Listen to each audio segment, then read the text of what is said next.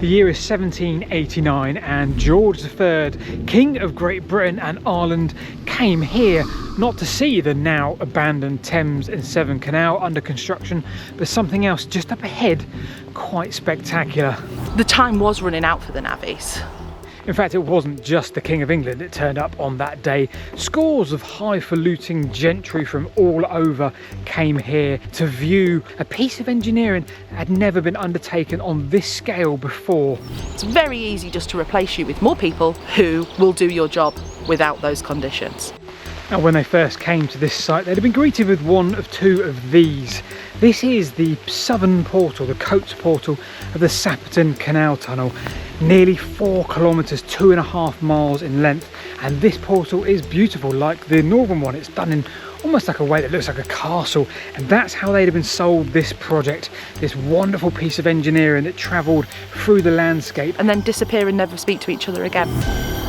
What they wouldn't have seen and what they wouldn't have been told necessarily is a much darker story, one that we will look at today. Welcome to the story of the Navvy.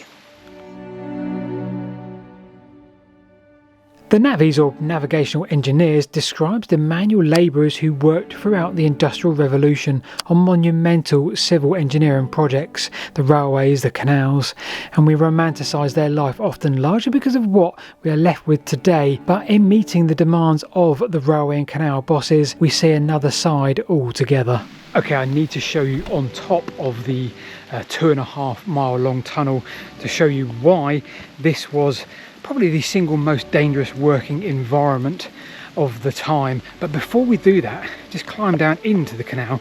Have a look at this.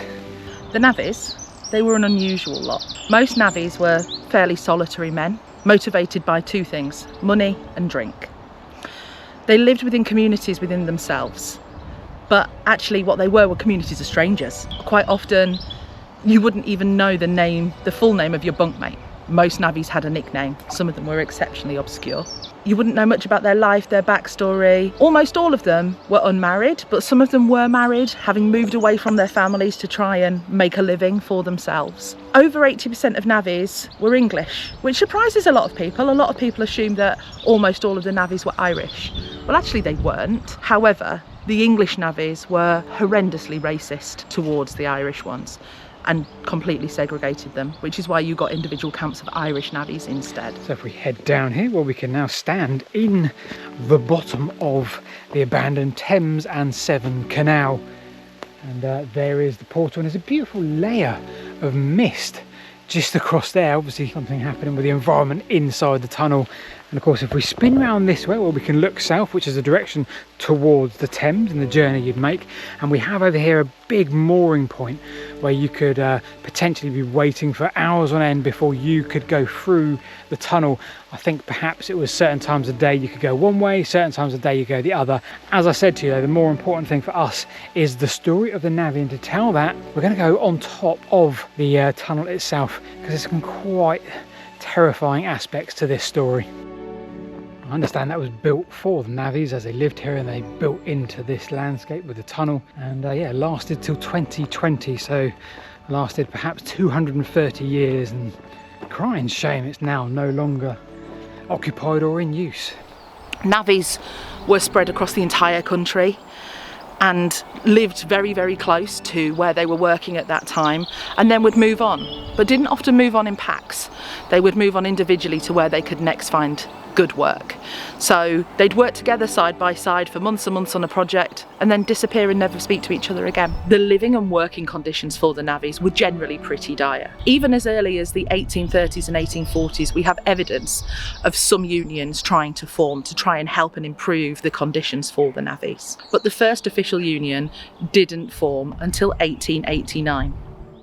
That first initial union, the navvies, bricklayers, general labourers and labourers union, had over 30 branches within 2 years. They were fighting for the rights of the workers, for better conditions, better pay. They were fighting for access to social and leisure activities, the sort of things that were actually already being put in place for workers in factories during the Industrial Revolution. But here's the thing, striking didn't work, because the problem is If you are part of an itinerant labour and you choose to strike, it's very easy just to replace you with more people who will do your job without those conditions.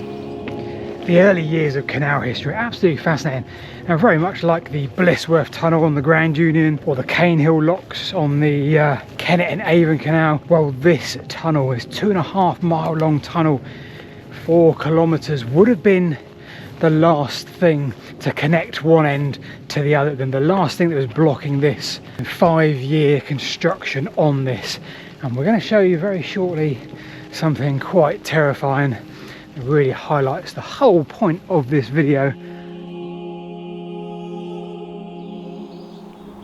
With the navvies being itinerant people, and this being the time before telephones or even the full development of Royal Mail, it was quite difficult if your family member was a navvy to be able to get a message to them.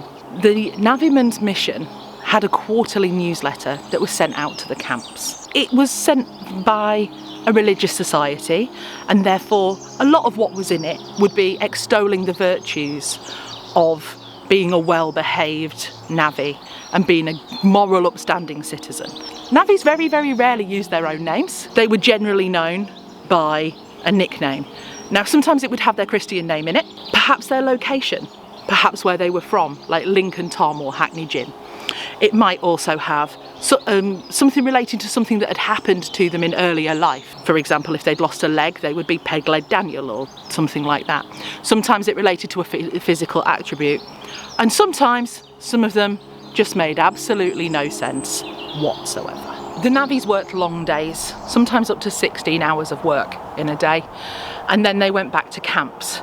Almost all navvies lived in camps. These were temporary encampments built by the side of the construction work that was happening at that time. Quite often these places, they were run as private enterprises, and the navvies had to pay to lodge there. They had to pay for their own food. Often navvies were sharing 2 to a bed, and that was quite often the norm. A lot of the encampments would have like large rooms with maybe 30 to 35 men sharing one room, perhaps 2 to a bed, so perhaps actually about 70 men living in that one individual space. Their food would be cooked for them, and there would be a skivvy, which would be a maid, and her responsibility would be to make the beds, empty the chamber pots. There would be a cook, and the cook, basically, you gave her your food, she would wrap it in a cloth and boil it. So no matter what food you had, it was boiled. Now, in order to maintain health, the average navvy needed an average of about 8,000 calories a day. That might constitute some meat if they could afford it, but predominantly potatoes, vegetables, things like that. The diet of a typical navvy, not particularly pleasant. Now, you may or may not have noticed as I've been walking in this direction, northwards, every so often you get a very suspicious looking mound of earth, quite a substantial sized mound of earth. That's what we're looking for, but we're not looking for that particular one. We're looking for another 2 or 3 in this direction. So after a 16-hour working day and a fairly meagre, dull meal, what do you do before you go to sleep? Well, the answer to that was one of 2 things, normally both. It was drink and it was gamble. It was a very meagre existence, and then quite often a lot of them would drink away their paycheck at the end of the week anyway. So today my job is to show you stuff while Kate talks about the perhaps more important part, the social aspect. And my goodness me, just here is something else. Now, when the navvies came here and they built this landscape with the canal carving its way through it, well, obviously part of the grueling nature of that would be lining the canal, digging the embankments, moving wheelbarrows of soil upon soil, blasting into rock, carving it out by hand. But perhaps one of the most terrifying jobs is this. This is one of 26 shafts that were used in the construction of the Sapperton Canal Tunnel, and I'm stood within 3 foot this side of this fence, probably 3 foot of the edge of that, and that I believe goes down maybe 30 meters in terms of the technical aspect. Well, if you came here and you wanted to build a 2.5 mile long tunnel where you wouldn't just build from one end and the other, the essence is you're building a pilot tunnel 1 meter square into the landscape, and to do that from either end would mean probably 20 or 30 years work. So what did we do? Well, we built shafts, and we built 26 of them. Now 26 shafts would give us potentially 54 working faces, so 54 attacks at lining this up in a straight line over 2.5 miles, and they did a very good job of that. There is no doubt that being a navvy was a risky business. On average, 4 navvies were killed every day while working on the railways, which is 1,460 every single year. When you consider that the population of the UK around the mid-1800s was about 18.5 million, quite a large proportion of people to be dying while at work. Around 10% of them were killed by things falling on them. Machinery killed another 10%. Many people drowned. Many people building tunnels like this would find that the tunnel would collapse and cave in. But the vast majority of accidents that happened on the railway in those times, regardless of what it was that caused it, could be attributed to carelessness because of the level of drunkenness amongst the navvies. And yeah, the navvies would be lowered down here and they would be building mining tunnels, pilot tunnels in either direction to meet up with the next shaft, which you can probably just see in the distance there. And the accidents and the consequences of doing such a job shouldn't really go unnoticed. We talk a lot about those that built the canals. We talk about all of the big names. Well, we don't really mention enough, in my opinion, the people that built them, the people that risked their lives significantly in building that one shaft there of 26. But if you didn't get killed in an accident, unfortunately there were lots of other ways for the otherwise healthy navvy to die. Illness actually killed 50% more navvies than accidents did, and a lot of that can be attributed to the poor conditions in which they lived. Navvies living in close, unventilated quarters side by side spread diseases amongst each other very quickly. Of course, this is in a time when we didn't really understand how diseases spread. So pneumonia was absolutely rife, pleurisy, bronchitis, diseases of the respiratory system, because again, while they were out working, lots of dust, lots of debris would be getting into their bodies as well. And then on top of that, you had so many alcohol related deaths, liver disease, kidney disease. And then there were the deaths that there wasn't really any statistics for. Bible John, for example, he was gored to death by a milk cow. Swillicking Dick, he froze to death, which, given that they were working out on the moors in Lancashire, isn't really a surprise. In 1911, the canal tunnel that's right underneath me now, collapsed. And that pretty much marked the end of the canal. The Thames and Severn was no longer. It lasted 122 years. And this here was already in play. Come and take a look at this. So once again I'm stood on top of a tunnel, and once again I'm stood right next to this, which is a shaft. But I'm not on top of a canal tunnel. This time I'm on top of a railway tunnel. And this railway underneath us did exactly the same job as the canal tunnel, cut through this hill behind us. But we only need a mile-long railway tunnel instead of a 2.4-mile-long canal tunnel. And of course, railways brought us gradients without loss of resources, namely water. And we have this. This is huge. And again, we have the navvy here, and we have the navvy in far greater numbers than the canals ever knew how to. That's for a reason I can show you just through the trees. However, things did improve. Some of the larger scale projects, for example the Severn Tunnel, full communities were built, something that was really unusual for navvies at the time. And of course, with the advent of the railway, we start to see this notion of being able to be efficient, able to move things quickly instead of 2 or 3 days to make a 20-mile trip by canal, through tunnels, by hand. Well, all of a sudden we now have rails, and we now have more horsepower than 1 horsepower.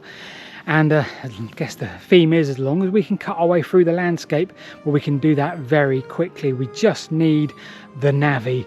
And with that, they came to the railways in their hundreds of thousands, and they were building embankments and cuttings and more tunnels, but on a much grander scale, because we need to be efficient. We don't want to skirt around the contours of the landscape anywhere near as much as the canals did. And this half-mile stretch, I can see a railway just here in front of me. It's got a 30-metre cutting, it's got a 20-metre embankment with a culvert, it's got a edge of a hillside cut into to form a cliff. And that's just half a mile.